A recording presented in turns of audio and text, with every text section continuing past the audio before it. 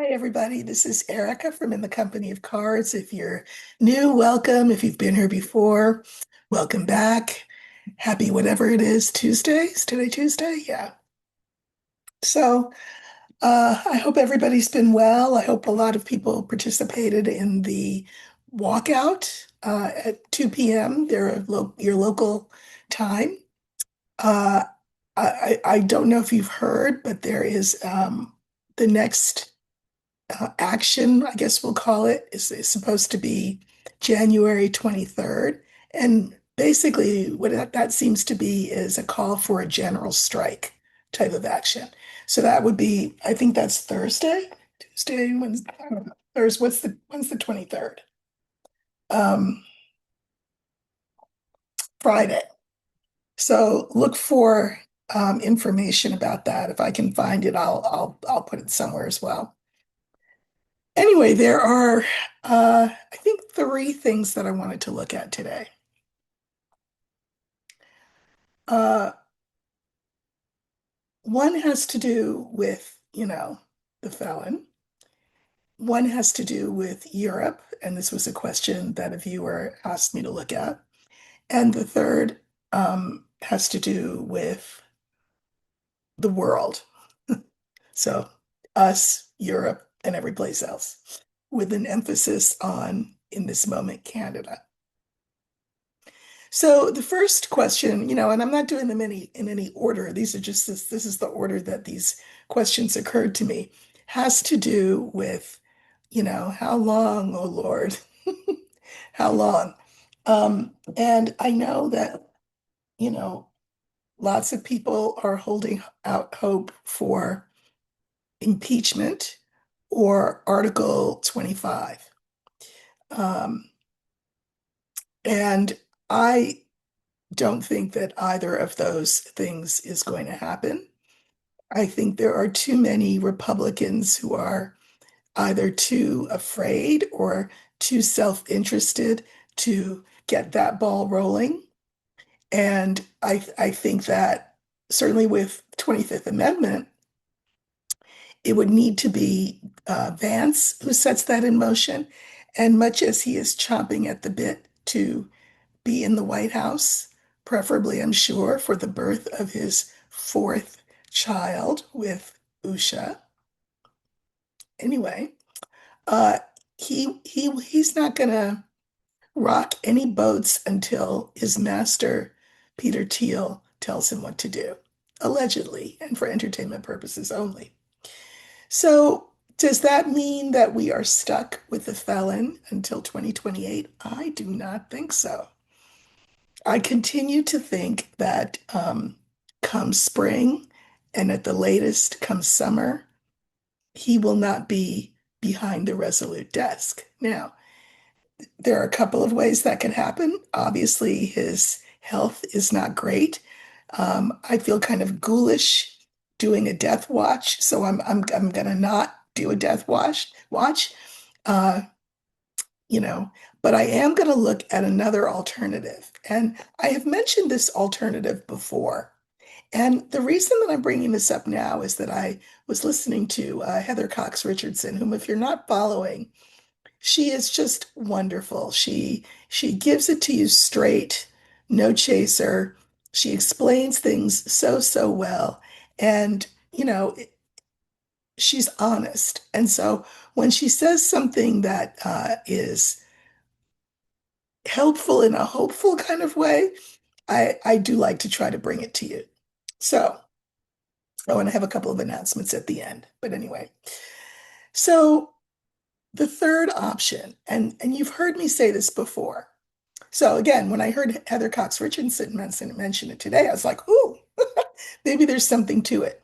So the third option would be uh, that someone, it would be like the Nixon option, where Barry Goldwater was commissioned by the Senate to go to Nixon and say, listen, buddy, your time's up. You need to go. If you don't go, you will be impeached. If you are impeached, you will be convicted. If you are convicted, you will be removed, and you will go down in history as, that having happened to you. So we know, I mean, I remember it well. I was in college, I think. Uh, Nixon chose to leave. And what I have said is that if the circumstances were, um, tempting enough for the felon, I could see him being persuaded, perhaps, to, you know, go off into the sunset with a boatload of money and I don't know, maybe what, no possibility of any charges of anything. I mean, I don't know if that can be done. And maybe he leaves that way.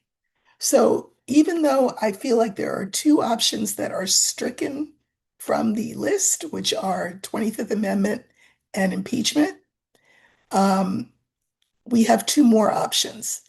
One is, you know, fate and his own health taking their course, and we have no say over that, right? And the other option is he is appealed to, and the appeal would have to be sweetened in a bribey kind of a way, um, so that he leaves. So I think I want to look at that.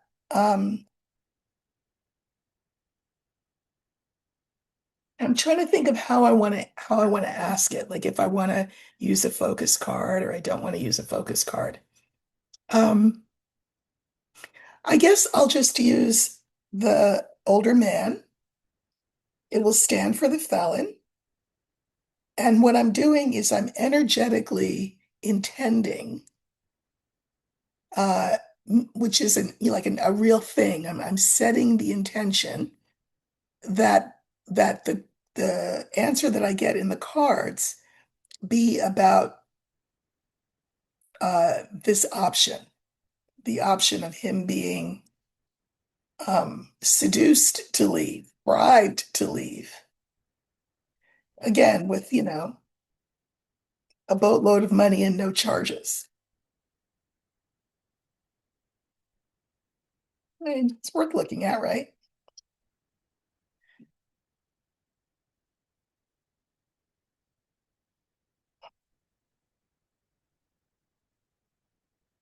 Okay, so we're looking for the older man.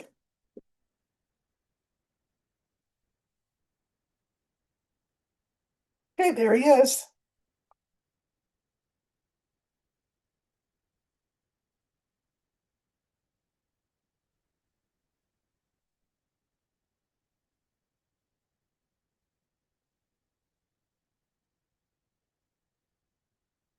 Cards are interesting, but before I say anything about them, I think I'm going to pull some clarifiers.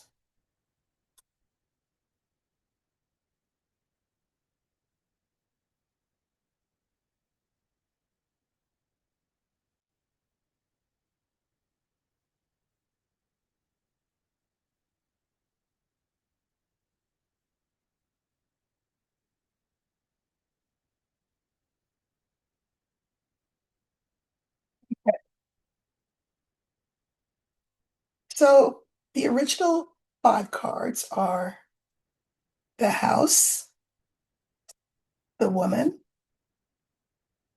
the older man that stands for the felon. Sorry about that. The ring, oh, and the scythe. Interesting. I pulled clarifiers on everything. To me, this is the White House. And I can mirror this first card with the last card. So, I mean, leaving the White House, cutting ties with the White House. This tells me that Spirit knows what we're asking, right? Um, we have the woman and the ring. You know, they say that he consults Melania on things. He doesn't necessarily listen to her advice, but he does consult her. So she would have a say in this. So we'll see what we get. And in fact, for some reason, I didn't pull cards on her, but I think I will now. Let's see what we get. I pulled cards on everything else. I don't know. Okay. So let's start with the house. This is the White House. Okay. We have the Rider, Fish, and Clover. So this feels very much to me like, you know, here's the White House, and the powers that be go to him with a message, go to the felon with the message, because this is a message saying, listen, um, name a number. What's your number? Give us a number, and we'll see if we can meet it. And, this could be your lucky ticket out of the hellscape that you're in and that we're all in with you. Thank you so much for your service, but and if you don't take it, you know, maybe it won't be so nice what happens after that. So, the second card, remember, is the woman, and the clarifiers are the tower, the snake, and the key. And I feel like her advice would be to him, listen, you cannot trust the people around you. I feel like he already kind of knows that, but you cannot trust the people in government around you. They are offering you this sweetheart deal. Take it. Let's go. Because I got people to meet, places to go. Not with you, but that will be the message. I think she will encourage him to just step off the stage if the price is right, because we all know they're for sale, both of them, right? Allegedly. Now here he is in the center, child, bear, and letter. So this is the felon. He is both um, like a child, like acting like a really spoiled, immature man baby, and like a bully as well. So he will want to know, well, I mean, let me see those terms. And probably he will try to raise the ante. In other words, well, I mean, I'm the art of the deal. You're offering me X, but I want Y and Z as well. That's the bully. It's actually playing a pretty stupid game because he's going to need to be made to understand that this is not just a casual ask. This is just like uh, water, Goldwater saying to Nixon, listen, I'm not asking you if you think maybe, San Clemente would be a fun way to spend the rest of your life. What do you think? No, no, no, no. I'm telling you, here are your options. You can go, but if you don't go, we're going to have to pursue other avenues, and you will be impeached, you will be convicted, and then you'll be out. Now, would it be selling a wolf ticket? Meaning, is it making a promise that you can't keep? If, let's say, Lindsay said that to him, if Lindsay was the one sent there, I don't know, it would probably be Thune or somebody. But I mean, is it a wolf ticket? I don't think, you never want to sell a wolf ticket. Meaning, if you make a threat, you always want to be able to back it up, right? Because what if somebody calls your bluff? And the felon would try to call their bluff. He would say, I am the art of the deal. So you're offering me X, I want Y and Z too. Matter of fact, give me the rest of the alphabet. It's a dangerous game because what it could do is make the Congress mad. By the Congress, I mean the Senate and the Congress. It could make them mad. Like, we're not playing with you. It's this or it's that. But he will try to barter. Fourth card is the ring. The ring is like a contract, a deal.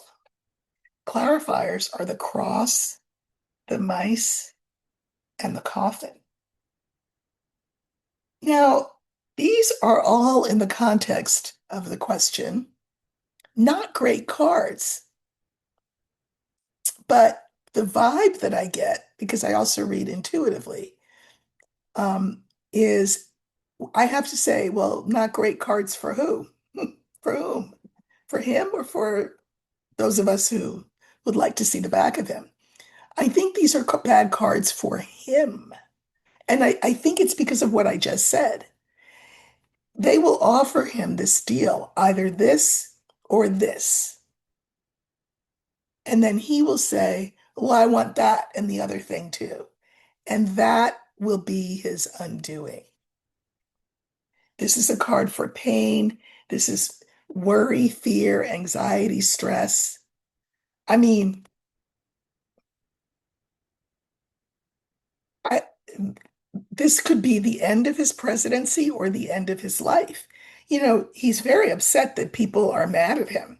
He thinks he doesn't understand it. He's like, don't people understand? I'm like the greatest thing that has ever happened to this country. Why I don't know who they're listening to, but they're not listening to the right people. He's delusional. But were representatives of Congress to go to him with that deal, he would realize that he is cornered like a rat. These are mice, but you get my drift. That he really has reached the end of the road. The fifth card was the sight, and the clarifiers are the garden, the mountain, and the clouds. He will realize he will have to take this deal. He will have to make the decision to take this deal because the people increasingly are against him. Not to mention, his mind is increasingly unwell. I can mirror the clouds with the first card, which is the house.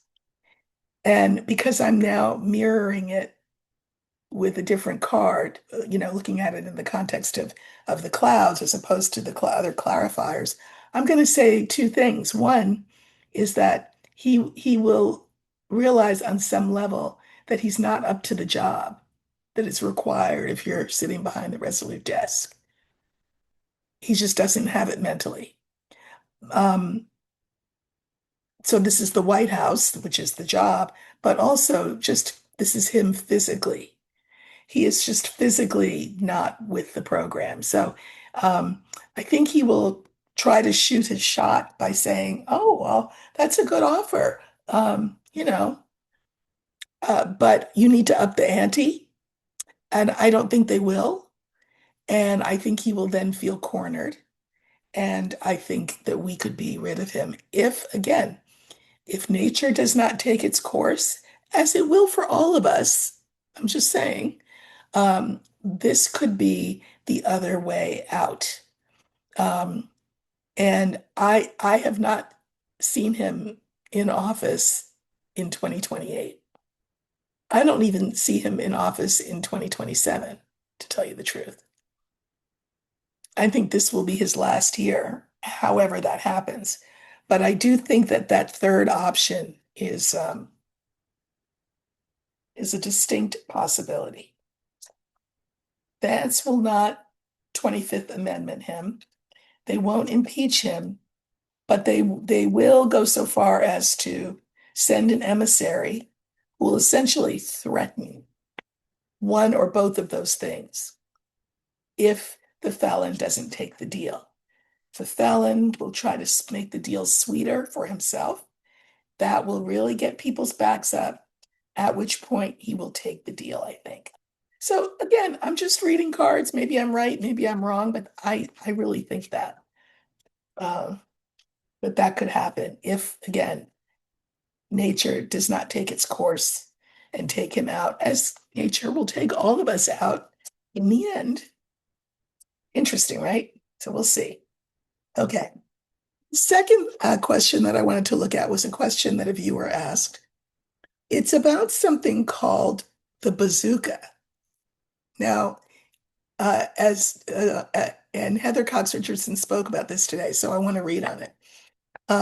She is of the same generation as me, although she's a little younger. But she said every time she hears the word bazooka, she thinks that pink square of bubble gum that we all used to chew. But a bazooka is, as you know, it's a form of army grade weaponry. It's like a gun, some kind of gun. I don't know. Anyway, well, what is it? The actual name of it is the anti-coercive instrument.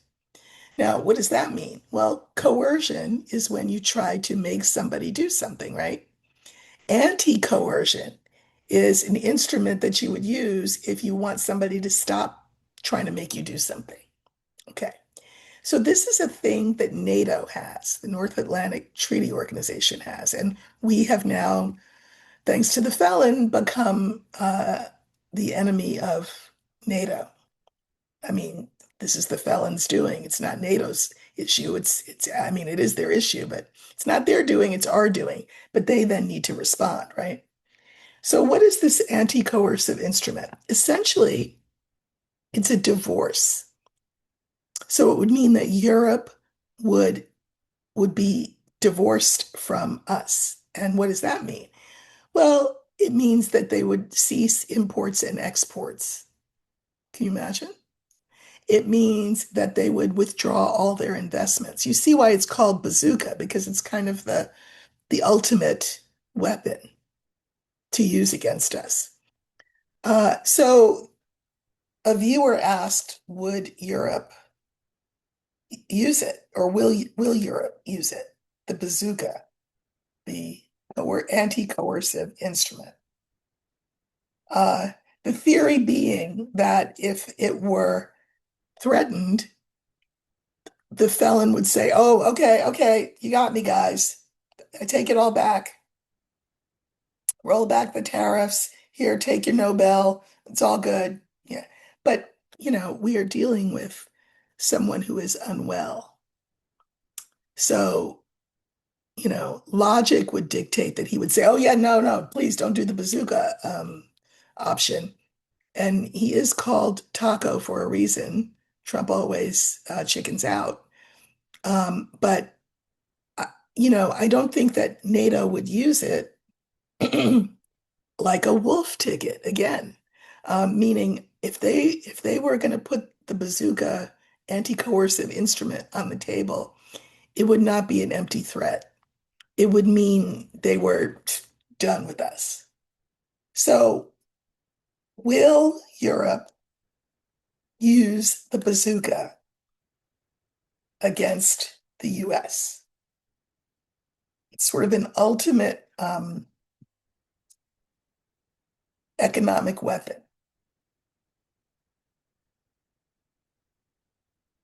I'm going to use the letter, and that will stand for that anti-coercive instrument, that piece of paper that they would all sign saying, you know, we divorce you, we divorce you, we divorce you.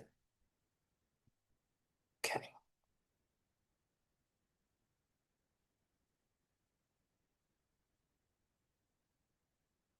Um, no, you know what? I'm going to use the scythe because it's a cutting of all ties. Um, all economic ties, no imports, no exports, no investments, no nothing. So let's use the scythe. Okay. Either would work, but I chose the scythe.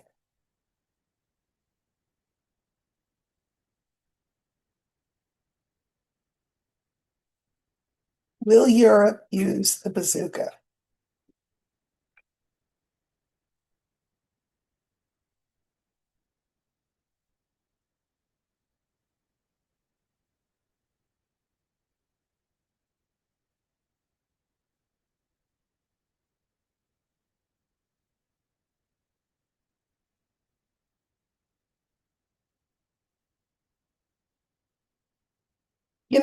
I'll say this. If Europe were to say, we're thinking of using the bazooka, that could set in motion the first thing I talked about. You know, uh, go somebody being tasked with going to the felon on behalf of the Congress and saying, "Listen, guy, we're making you an offer. Take it or leave it. But if you leave it, you're out." Because the felon may not care if Europe uses the bazooka, but the House and Senate damn sure cares. I mean, come on. That would really light a fire, and I guess they apparently need a fire lit under them, the Republicans. That would be helpful, maybe. But again, I feel like if they get to that point of throwing that option on the table, it's not a joke. They're not playing. And there would be a timeline. And if the Republicans didn't get themselves together to get rid of this guy or to vote against him or whatever it is, then I guess we are divorced. So, um, crossroads, box, scythe, woman, house. The cards that I find interesting are these two. I feel like the option will be put on the table. I mean, again, I feel like in some ways we need outside help.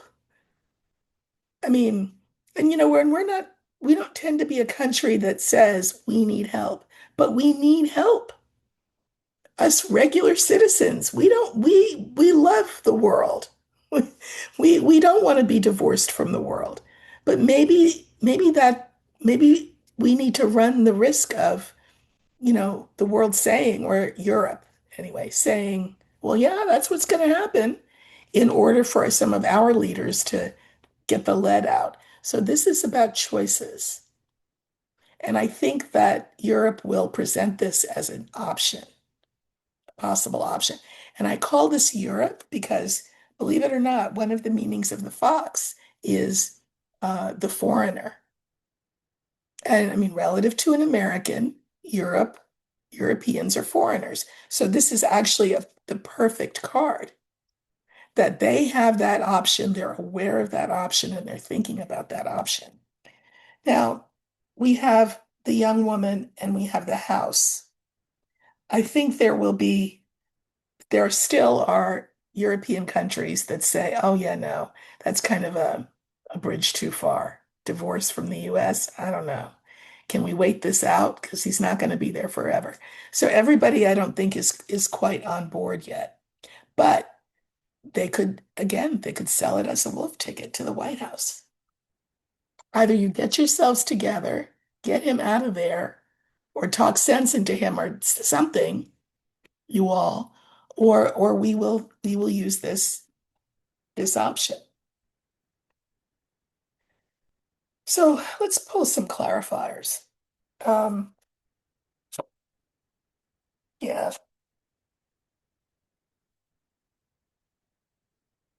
See, the thing about it is it's kind of like Brexit.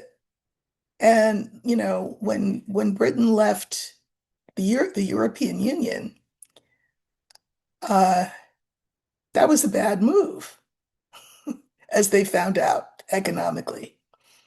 And they're going to have to do some serious crawling if they wanted to be readmitted to the European Union. And it would be kind of like that. Like, in other words, if this were implemented, the bazooka option were employed. I mean, the reason that people don't want to do it is I mean, this is scary because it would really be an end, and the world order would be changed forever. And I'm going to be talking about that in a second. So that's why there are some countries that are being a little bit hesitant about this, um, because it feels like quite the ultimate step. But it's floating out there, and maybe that's all it will take. is for people in Congress to know that the idea is being floated to make them say, okay, we need to come on, we need to do something here. Okay. The third question that I wanted to look at before I make my announcements has to do with something that Carney, Prime Minister of Canada, came up with. It is not a new idea by any means. It is something that was talked about by Biden and Antony Blinken when they were in office.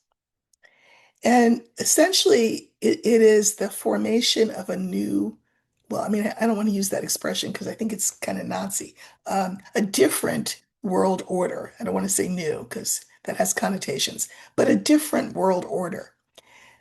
Come to find out, and I mean, well, some things have come of it, like with Carney and Blinken. One of the things was it dealt with Narcan, that the antidote when people overdose, that Narcan and other kind of drug intervention stuff that the countries worked on together. Um, that was Blinken and Biden. But in fact, this idea that I will tell you about, it's called variable geometry, according to Carney. Um,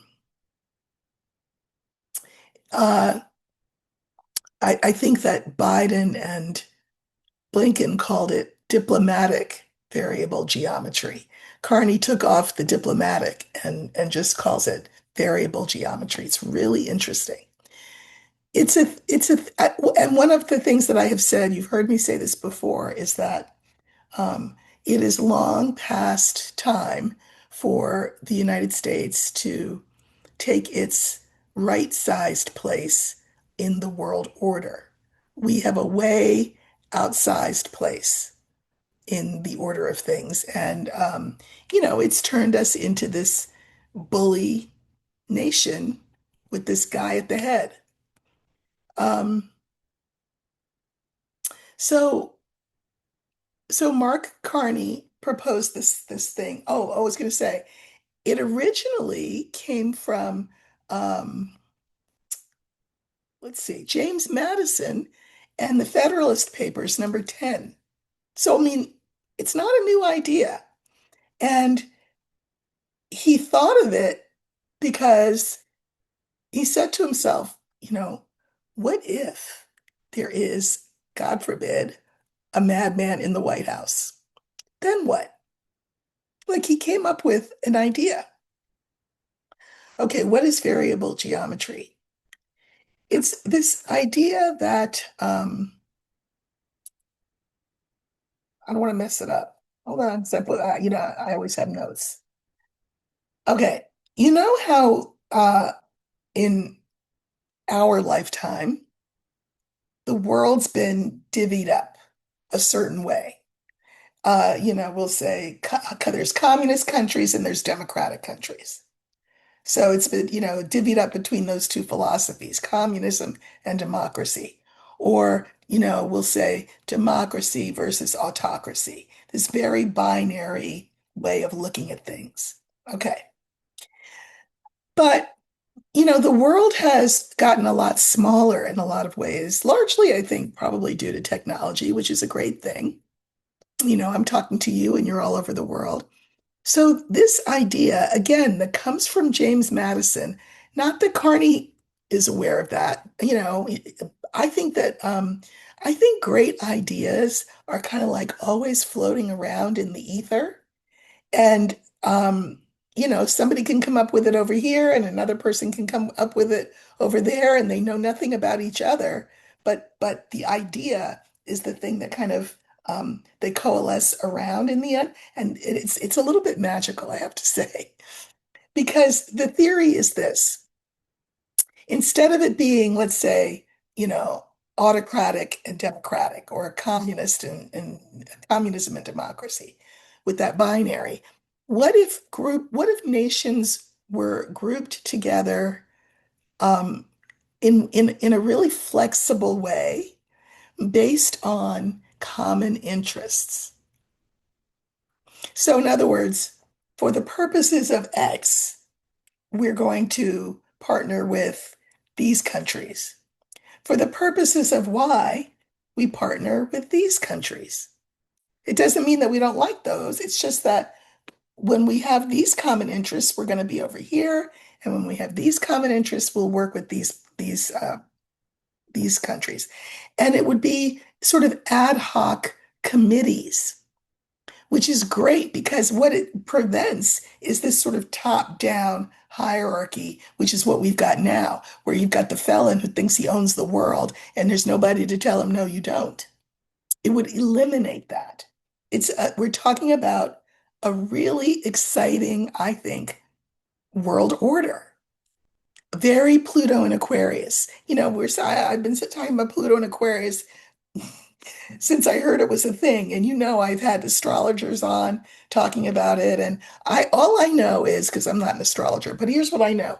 It turns everything inside out and upside down. And this would turn everything inside out and upside down in a really generative way. I mean, a really exciting way. Way more egalitarian, way more fluid and flexible, um, and with way more possibility for us to be, um, to see each other as brothers and sisters on this planet, regardless of what country we live in. It's very, very exciting.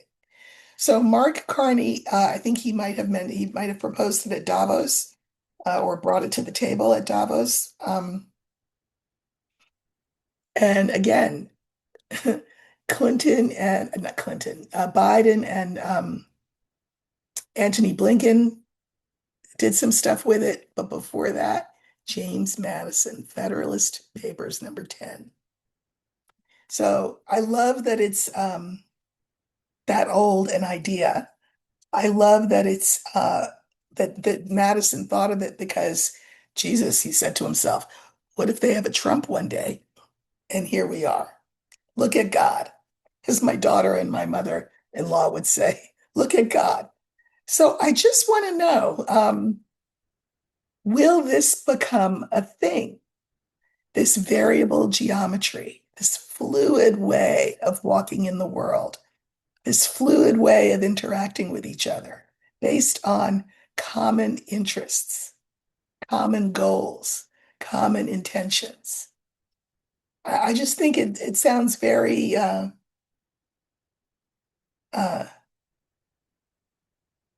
moon in the seventh house and Jupiter aligning with Mars.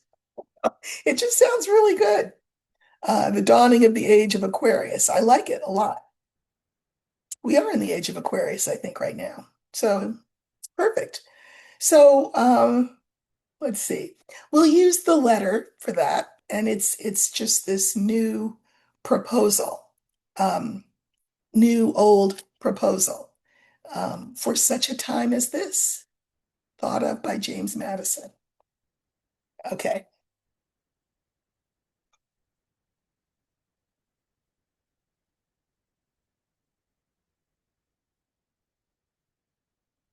So I'm looking for the letter, and that will stand for this. What did I call it? Variable geometry. There it is. Variable geometry, the new way of interacting with each other as countries.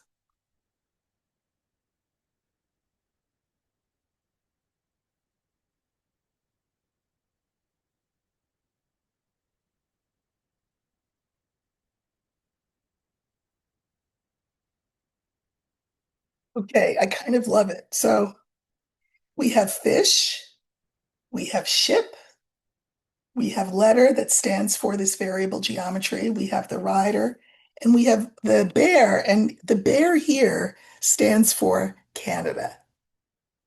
I love that. Okay. So this is money. So a lot of this would have to do with the way we do commerce and industry, but it's more than that, right? Um, and the fish is also about emotion. And I don't know if you're new, you don't know, but if you've been here a while, you know that I love Canada. I really do. I love Canada. I love Canadians. I've been there many times. Should push come to shove, I hope somebody there will open their door for me. I think there are many people who would. I love Canada and I love Canadians. And I love that this idea comes from Canada. For me, it's very emotional, this whole idea of this variable geometry. I think it's great. I just feel emotionally full in a good way, thinking about the possibilities here. Second card. Yes, this idea moves forward, it gains steam. Absolutely. So this card is, the actual proposal. Uh, the rider. So it moves forward. I can mirror these two cards. It will be, it floated at Davos, but then there'll be more and more conversation about it. I think it's just freaking brilliant. I really do. And then we have Canada at the end. And so I pulled clarifiers on the Canadian proposal. And we have the ring, the scales, and the coffin. I love this. So this would be this commitment to this new way of being with each other in this world that is way more fair and equitable, less top down. You know what I mean? No possibility for any one country to be, outsized in the way that the US has been, or China has been, or Russia has been. And this is the card for transformation. Why is the coffin the card for transformation? Because in order for something to become something new, it has to cease being the thing that it was. And so again, I feel very emotionally excited about this. Um, I think it's really, really worth looking at. So keep your ears open for that, for variable geometry. You know, this really sort of again, equitable way of being at the table with each other over issues that we agree on. And, we work with these people on these issues, and we work with this group of countries on these issues, and again, ad hoc committees so that nobody is, the Trump of the situation. Right? It's really, really exciting.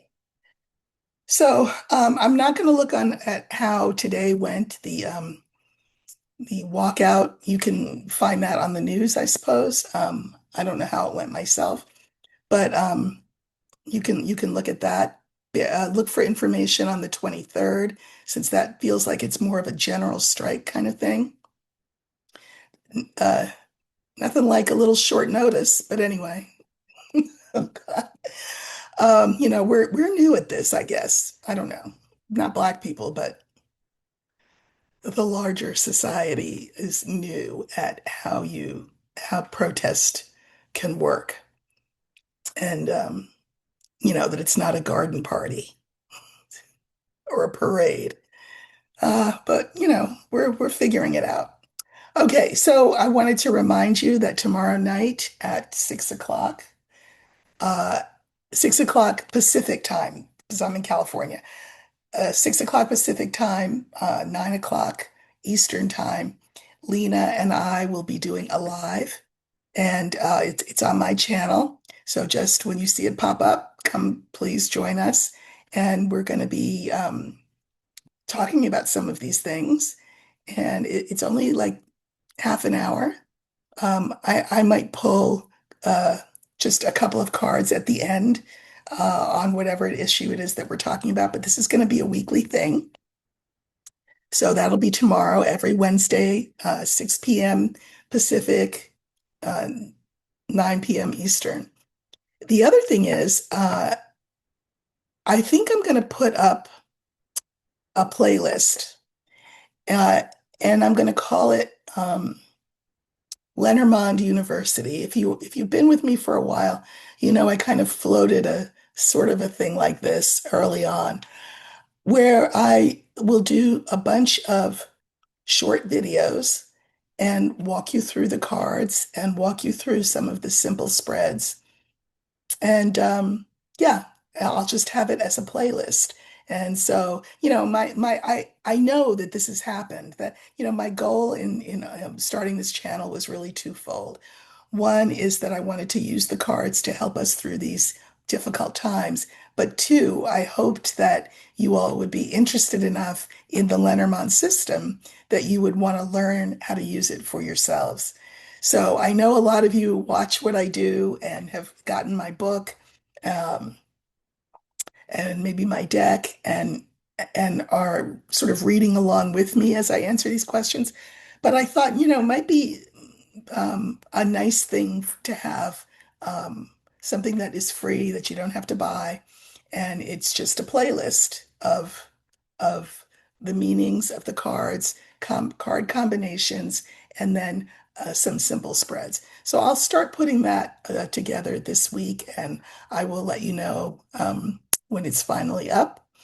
But I think you'll enjoy that. I think I'm also going to do a live class in the spring. There'll be a cost attached to that, but if you'd like to work with me in an intensive way, it's a group thing, like a 3 hour thing, maybe two 3 hour sessions, I think. Um, and you can put to use the things that you learn in Lenormand University, which will be going up soon as I put the videos up. So anyway, thank you for all your support. It means the world. Thank you for the likes, the shares, the hypes, the subscribes, the comments. I also think I'm going to activate the community tab when I figure out how to do that. Um, because why not? And you can certainly leave questions, I think, there that you'd like of issues that you'd like me to look at. I'll have you put them in the community tab. And if you have the questions for Alina and me that you'd like us to look at, again, these are mundane questions. Mundane means to do with the world. So not your personal stuff, but the world, the country, the state of things, all of that. So I'm going to activate that. And yeah, so I think all of that will help the channel grow, and hopefully it will be helpful and of service, of use to you all. So those are my announcements, and that's my reading for today. And I will see you tomorrow night with Lena, and we'll be live right here on this channel. Take care.